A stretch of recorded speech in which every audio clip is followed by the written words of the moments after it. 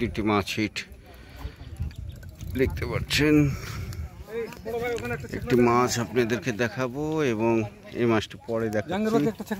প্রথম অবস্থায় এই যে দেখছেন মাছ কাছে চলে এসছে। এই যে আরো একটি, এই যে ছেড়ে তুলে নিলে আরো একটি হারুন ভাই, অভিজ্ঞ শিকারী হারুন ভাই, এবং এই যে মাছ চলে এসছে কাছে। চমৎকার চমৎকার সাইজ।